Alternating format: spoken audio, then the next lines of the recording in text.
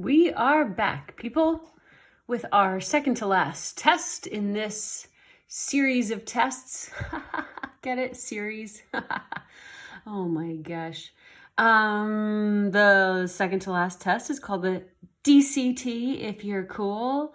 Otherwise, it's called the direct comparison test. And these notes should be pretty quick.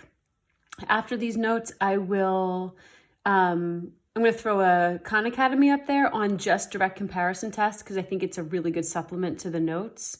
And then I'll go back to that homework sheet that I posted and show you which of the other problems you can do.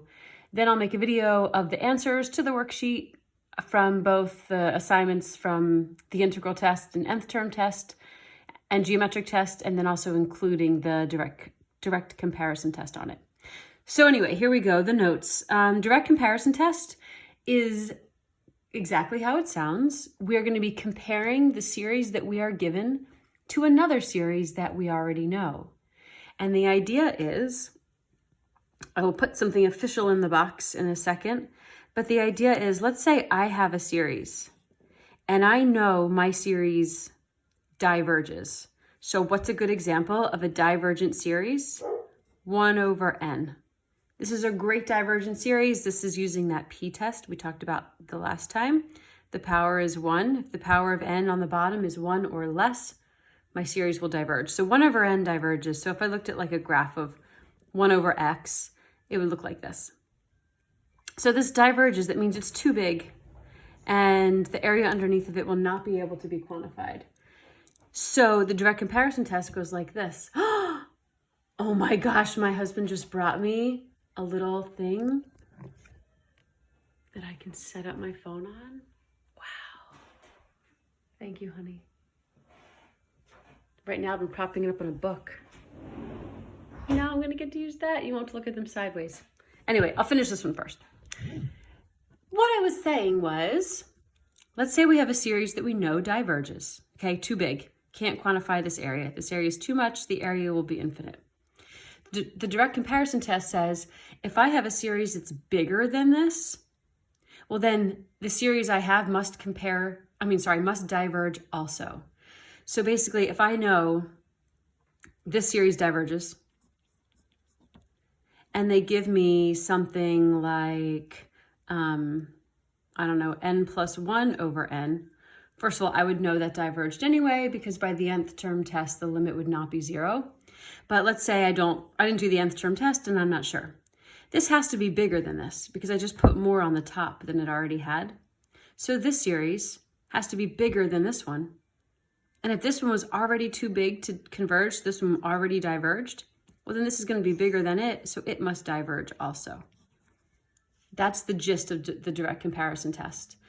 If I'm asked about a series and I can compare it to something else, well, if I can compare if my series is bigger than another one that I know already diverges, then mine must diverge also.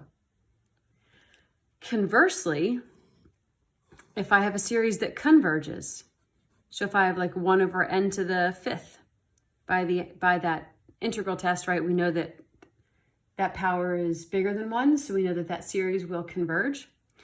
That function looks really similar to the other one, but it's close enough to the x-axis to quantify the area, so we have a converging series.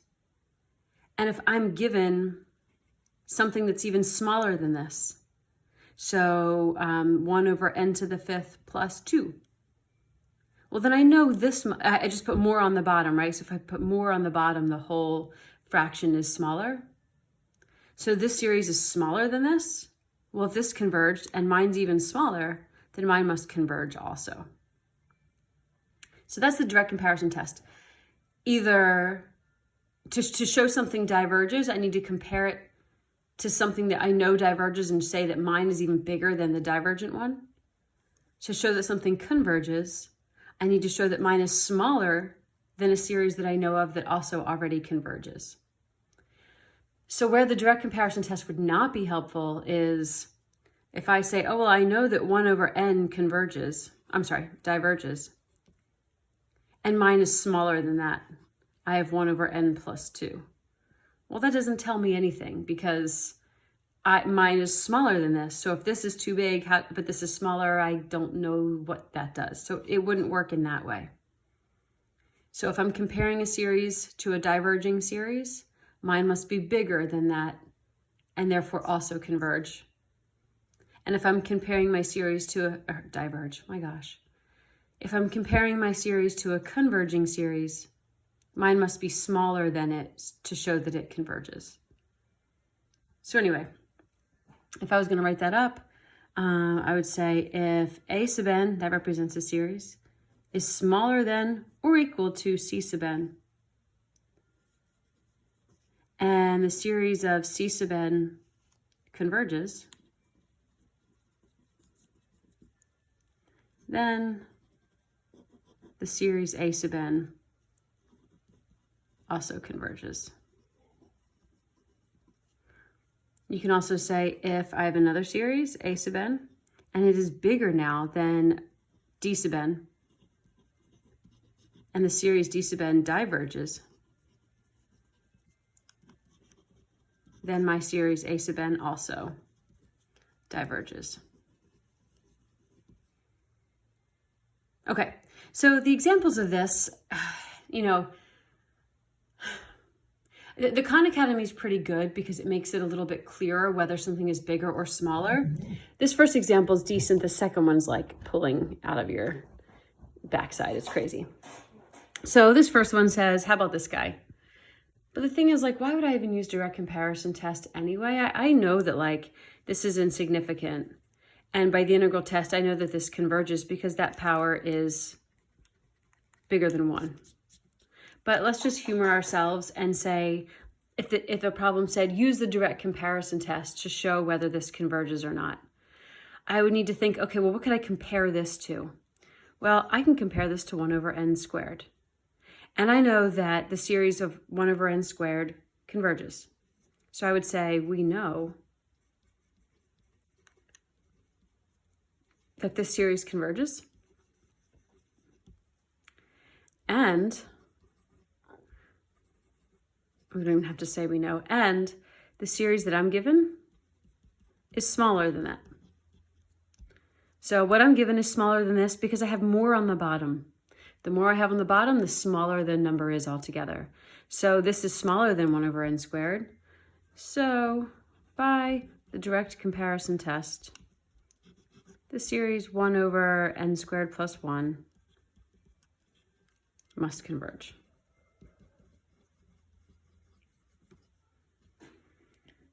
So go try the Khan Academy because it's pretty good. It just kind of like goes over a few of them where it makes you think about it. But if you want to hang in for a little bit of a more difficult example, let's just look at the last one together. Why not? Everyone pushes pause. Anyway, look at this one. Just to show you kind of how crazy a problem can be. What would I even possibly compare that to? Well, if we were in class, this would definitely be worth like working through a little bit. But here we are video conferencing or video whatever learning. So I'm supposed to be like, use direct comparison test to show whether this converges or not. What the heck am I even supposed to compare it to? I don't know. Well, remember that little blue sheet with all the ones we're supposed to have memorized? On that blue sheet is the series of e to the x. And guess what? For those who don't remember, e to the x can be represented by the series x to the n over n factorial. And we know that this series converges because we know that e to the x converges. We know it because we wrote a Taylor series to model it, and actually we really didn't even talk about it, but e to the x converges for all real numbers. It doesn't even have a small interval of convergence. It converges everywhere.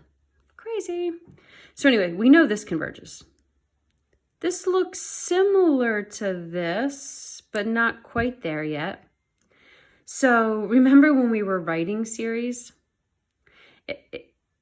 The series e to the x is this. Well, if I wanted to write the series for e to the x squared, I could do that by replacing all of my x's with x squared. So this series would be x squared to the n over n factorial, which is the same as x to the 2n over n factorial, and this would also converge. Because this is just a substitution.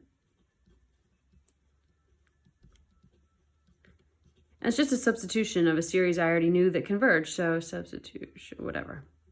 So that definitely converges also. Okay, well that looks a lot like that. The only exception is this has a bottom that's squared, this doesn't. Well, therefore this series is smaller than this because the bottom is even bigger. So I know that the series I'm given is even smaller than the series that I know converges.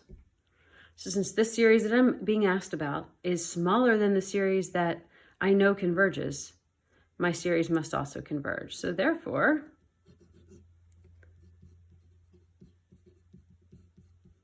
must converge by direct comparison test. So exciting. If that kind of goes over your head, you know, what are you going to do? So try the Khan Academy. It's going to be more straightforward than this. And then go through and you're going to try the problems from here that involve direct comparison tests. So I'll take a picture of that and post that. And then I'll take a picture of the answers, maybe even do a little video of me doing the answers out. All right, hope you're hanging in there. Next time, you might not even have to turn your phone around because I might be using that. Dun, dun, dun. Okay, goodbye.